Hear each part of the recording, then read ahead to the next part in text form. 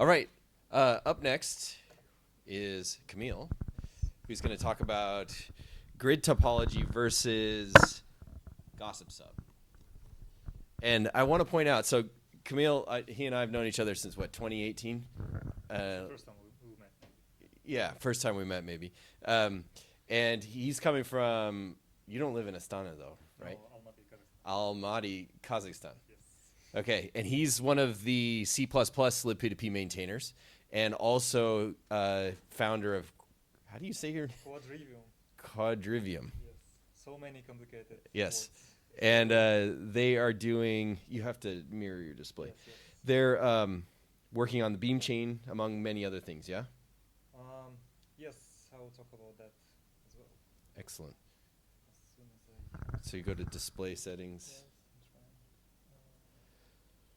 Would you guys all go to Kazakhstan if we had a libp2p day there? Yeah, please do. We were just discussing this like 2 days ago at the beam chain day. Like, we should actually do that. Is there a conference in Astana or anything like that? We should just organize our own, actually. That's what we should do. There are it's a great place. Okay. So you've mirrored your display? I think I am.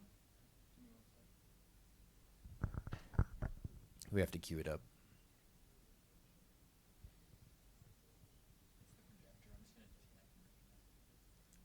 Okay. Great. There we go. Okay, cool. Yeah, let's get started. Yeah, thanks for the intro. So, yeah, my name is Kamil. Yeah, I'm working in a company called Quadrivium. My main background so far was working in Polkadot ecosystem, actually. Yeah, we're starting doing some stuff in Ethereum with Beam Chain, with PTP networking there. The interesting thing about Polkadot, yeah, we use libp2p as well, but there is no gossipsub. So here I'm kind of trying to, yeah, Polkadot it's kind of network where a lot of mainstream thing that's being discussed in Ethereum ecosystem actually is not actively used there. For example, there are no ZK proofs, there are no gossipsub. So yeah, I will share some views as a kind of Polkadot developer that maybe this will be interesting, yeah, for others. Cool. Yeah, let's start straight away. What is grid topology? So this is an example. It's actually very simple topology. So basically, we can put all our nodes into two-dimensional grid. To do that, each node should use the same source of randomness so that each of them have kind of the same view of the network. And then each peer basically creates connection and maintains connections only with peers in the same row and in the same column. So we call them row neighbors and column neighbors. And yeah, basically they communicate only with them. So if we have in total n nodes, then each peer basically maintains 2 square roots of n connections. And how we use it? We use it for message dissemination, basically. So it's kind of an alternative to grid. Oh, sorry, an alternative to gossipsub. So whenever we have some message that we need to broadcast to everyone, first whoever creates this message sends it first to its row neighbors and column neighbors, and then whenever column neighbors received a message, they propagate it in orthogonal direction. So for example, if it was column neighbor, it propagates it to row neighbors. If it was row neighbor that received the message, it propagates to column neighbors. So basically that way we can disseminate, well, send any message between any pair of peers within at most 2 hops, which is in contrast to gossipsub, where number of hops depends on the size of the network. Here, it doesn't matter like how big is the network, we always have 2 hops. It is still hard to isolate any node. So if, for example, we have any malicious node, because if you have malicious node that try to kind of isolate some peer from not receiving a message, well, we have a protection for that because we also use I have. It's kind of like a control message. So whenever someone, it's very light, so it's just maybe hash of the message or some bit field, depending on the structure of the message. And then whenever someone receives a message, it sends also I have to its neighbors so that they can actually, well, if they observe that they didn't yet see this message, they can request this message. This I have also actually helpful to decrease duplicates. The cool thing about grid is that because we only have like two options how each message could be sent from one peer to another, at most we can get one duplicate. And with I have, if for example peer already observed that okay, it received an it received an I have from some peer, then it knows okay, maybe I shouldn't even send this message. So in ideal case, there are no duplicates at all. But at most, there is at most one duplicate of each message, which is cool. So yeah, basically, as I said, there are lots of benefits of using grid. So as I said, there are at most two hops. If we compare for gossipsub, for example, for the number of peers of 1024, and we use, for example, gossipsub with fanout factor 6, then distance there would be on average something like around 3.86. We also, because there are not much duplicates, there are not much messages actually created in the network, because we kind of sending first, we send like 2 square root messages whenever we create a message, and then each neighbor also propagates it to square root n of its neighbors. So in total, it's kind of the total number of messages being created in the network for each message is like order n messages. Plus additional this n of power 3/3 of I have messages, but they're really light, so it's they do not consume much of bandwidth. In comparison, for gossipsub, of course, there are a bunch of optimizations for reducing duplicates, but as we all know, like none of them are still perfect. Gossipsub creates like order k times n messages, where k is fanout factor, n is number of nodes. And also each node, as I said, like gets at most one duplicate of each message, but yeah, sometimes it's even just one message and that's it. So yeah, I want to show just some examples of how grid is being used today in Polkadot, and then briefly discuss like how it could be used maybe in Ethereum, maybe in Beamchain. So first of all, like Polkadot is currently going through this transition of protocol for relay chain from just Polkadot to Gem. And in Gem, so yeah, this is a slide with screenshot of another slide. In Gem, Polkadot will try to use grid as much as possible. Basically, there will be no gossip for validator-to-validator communications. There still will be gossip when it comes to using, well, to syncing the network. But for consensus messages, for propagating blocks, propagating some statements of validity of parachains, about which I will talk a bit more, grid will be used as kind of the main protocol. Okay, but that's kind of the future. So, but today, Polkadot actually uses just gossip. We are not using gossipsub. It's just a simple gossip. But there is one place where actually grid is being used today. To explain how it is used, I will just very briefly provide some one-on-one of what Polkadot is and how it works.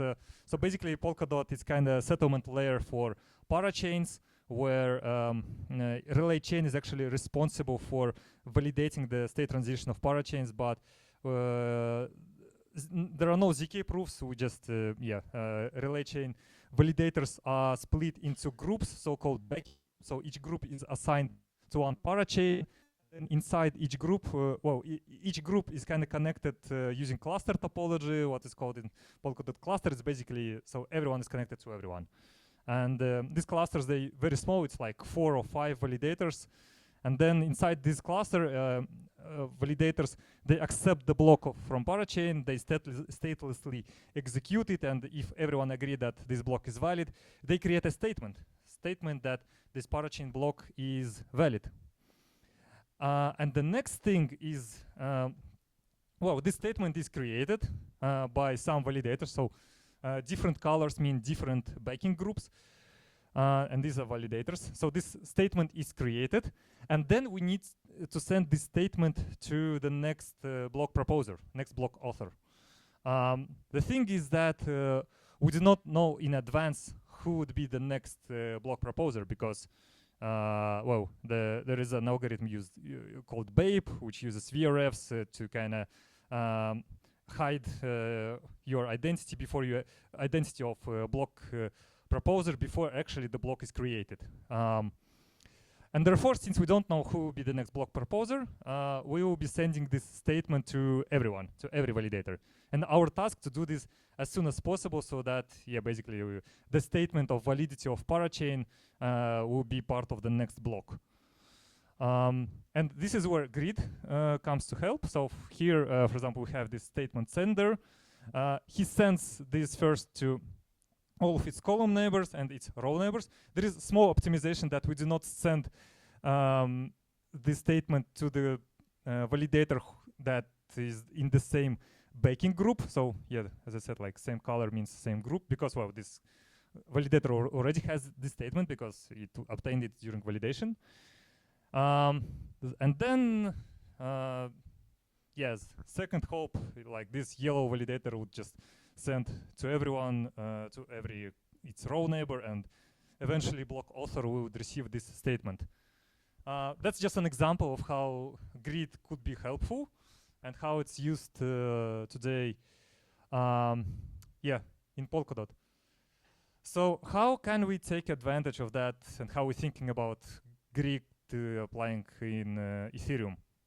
So as you might know, yeah, there is an ongoing effort of Beam chain, of kind of reducing slot times, of replacing BLS signature aggregation with snarks, using post-quantum signatures instead of BLS signatures.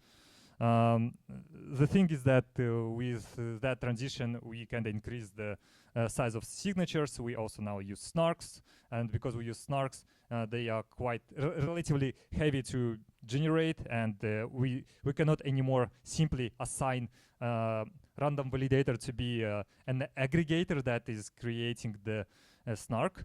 So and yeah, that implies some changes. So, but overall, the more or less the picture will be more or less the same, where we split, kind of like we do in BLS signature aggregation. We split our validators network into subnets. Each subnet generates, well, each subnet has some portion of validators that actually also aggregators. These aggregators, they kind of observe all signatures within subnet, create snark, and then this snark could be then recursively further aggregated into the final global snark, which kind of proves the supermajority of all signatures of all validators. And the thing is that, yeah, we're also decreasing the slot time and increasing the signature size. So we have to be very efficient in how we actually send our signatures and how we aggregate them. Yeah. So yeah, that's just a picture of a subnet, how it might look like with grid. Again, we can put our validators and aggregators into grid, and then yes, there are some validators, there are some aggregators, and whenever validator creates a signature, it propagates it using grid dissemination, and that way aggregators receive this signature as soon as possible. Just as I said, within at most 2 hops. However, yeah, to make it work, yeah, there are a few assumptions, because in contrast to gossipsub, we're actually giving up something, essentially we're giving up some privacy, because now to form this grid, we kind of need to be able to match validator's key with their P2P keys, and basically validator's addresses should be known. That is not the requirement, as far as I know, for Ethereum validators today. In some sense, it's good, because now I think, if I'm not mistaken, anyone can join any gossipsub topic, basically increasing the size of participants in gossipsub, and therefore even increasing the number of hops that we need to perform to actually reach everyone increases even further. And actually, there is no protection from that, if I'm not mistaken. But well, there is gossipsub allows some reputation system there. Yes, yeah. Well, that's some kind of protection, of course. Again, okay, but yeah. Okay, so yeah, that's the assumption. And also, if we use this approach, there's also another assumption that we actually need to send signatures to everyone within subnet. If it's not the requirement that we don't need actually to send signatures to everyone, then yeah, topology could be even simpler. We just attesting validators, they just create signature, and we only impose the requirement to kind of yeah, for some validators it might be okay, it might be maybe critical to kind of expose their public address and give up privacy. If that is the case, yeah, we can only create this requirement for aggregators who form grid, and they only communicate using grid topology with other aggregators. And attesting validators, they're just directly sending their signatures to local aggregators. It actually might be good, because if we kind of really want to have this vision of I don't know, potato validators or smartwatch validators, then we don't have a requirement for actually these validators on smartwatches to actually broadcast messages from other peers participating in gossip subtopic. They just simply send their message to they only need each slot just send one message, which is a signature to local aggregators, and then yeah, they form grid, they kind of spread the signatures to each other, and then yeah, create snark. Yeah, here we only impose assumption of public, of kind of exposing public addresses only to aggregators.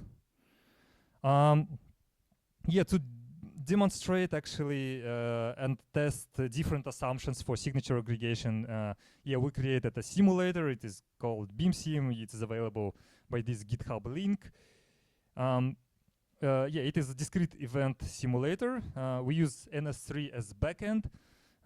It simulates TCP and UDP transport. So yeah, we also use MPI for horizontal scalability. Basically, MPI allows us to put each subnet into a separate process which runs in a separate CPU core, and that way, yeah, it is more scalable. Yeah, there are some graphics comparing gossipsub with grid topology. So here, yeah, I'll explain what's going on here, because it might be too small to read.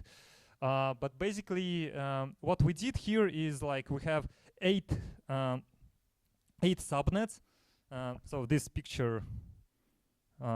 So yeah, we kind of have like 8 such subnets. Each of them creates snark, and then there is a global aggregators that kind of aggregate this snark and create the final snark. This vertical red line is basically the time when first snark was generated. So each step is basically the time when some subnet generated a snark and sent it to global aggregators. This blue line, it's basically the time that when the final snark was aggregated and generated. So the faster we actually create this blue line, the better for us. The sooner the better. Okay, and for simplicity and to kind of make it more obvious, yeah, for this concrete simulation, we had for each subnet like 1,000 validators. We assumed that the signature verification time is 0, and also snark verification time is also 0. Just to test completely on, because it's P2P event, so that we're only testing the P2P part. And yeah, so with gossipsub, with fanout factor 6, we basically obtained that aggregation was performed in 250 milliseconds or so, and with grid it was like 180 milliseconds, something like that. What is also important is like how much traffic we actually created to actually perform this aggregation. And with grid, as I said like previously, that theoretically we should have like less messages. And I'm showing this because it's actually important. I was running, for example, Polkadot validator for some time in Google Cloud, and I was surprised at some point that why we're paying so much for our validator, and turns out that most of the cost was coming from the traffic that we're creating and downloading. Yeah, it was like few terabytes every month, and yeah, reducing this actually is also important from validators' perspective to make them as cheap as possible. So yeah, with Grid, again, so that's the total traffic sent by different roles. So this purple is a validator role, it's a aggregator role, and we have, actually it's not seen, but there is also global aggregators, but they do not send much messages, so they're not visible here. This is the total traffic received, and that's the peak bandwidth for Grid and for Gossip, again, for different roles. So here again, we see that the peak bandwidth was, yeah, a bit smaller for Grid topology. This is for outgoing traffic, and this is for incoming traffic. So yeah, that's, I think, all I had. In general, my message is like, yeah, if we can, so gossipsub is great for quick message dissemination when we maybe do not really, well, when for us privacy is still important, although it doesn't really provide like the full privacy. So yeah, we can match validators' addresses with their P2P keys. But yeah, if we can give up it at some degree for some roles, yeah, I think Grid could be a great alternative to speed up this message dissemination. So yeah, thanks. That's it from my side.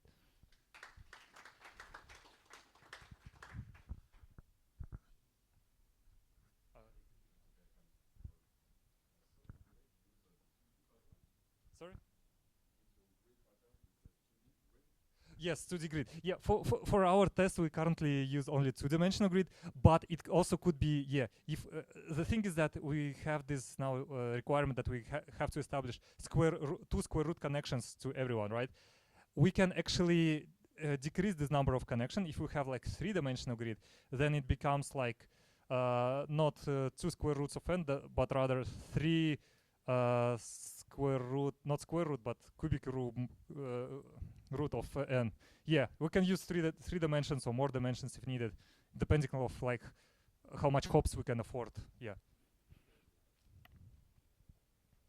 Yep. So instead of having the fixed grid, can we learn the grid? Instead of fixed what? Instead of having a fixed grid that is determined on basis of some common entropy, Yeah. can we learn the grid so that you don't really have to fix it, but you essentially end up forming the same network? Well, the cool thing about the fixed grid is like we just established these connections, performed all these P2P handshakes, and then we just send messages over the streams. Yeah, it's a bit. It would take some time to again to re-establish new connections. So it's probably okay to. Well, we should do this at some point, but the question is to define like how often we should do this. But at least in current Ethereum model, I think the epochs are like what 6 minutes long. So in future with 3-slot finality, maybe we can switch validators faster and update kind of how these grid matrices more often. But yeah, it's kind of there are some advantages and disadvantages doing that. So yeah, the better of course would be from this perspective is like keeping grid as fixed for as long as possible. But yeah.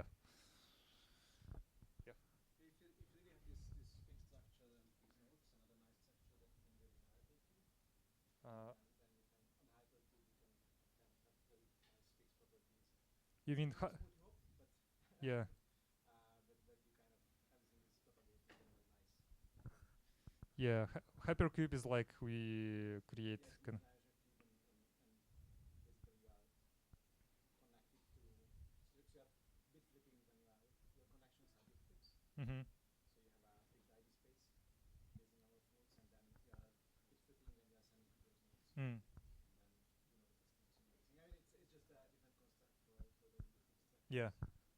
Yeah, that's also could be an option. Maybe we can investigate it as well, measure it, and check like yeah how much it performs. Yeah. Any other question? Yeah. You did mention that for like Polkadot side, it's more gossip and not gossip sub with base. But Yeah. But I mean, if babe and grandpa working together, I mean, correct me if I'm wrong, but they're more closer in functionality, maybe not in architecture, to what we want to achieve with gossipsub more. In what sense? In the sense that the outcome, that what is happening in sense of maybe we're building the next. I'll ask this question outside. Okay. Yeah. Yeah. Let's discuss more about that. Sure, sure, sure. Okay. Thank you. Kamil, everyone. Thank you. All right. In the interest of trying to make up some time, we have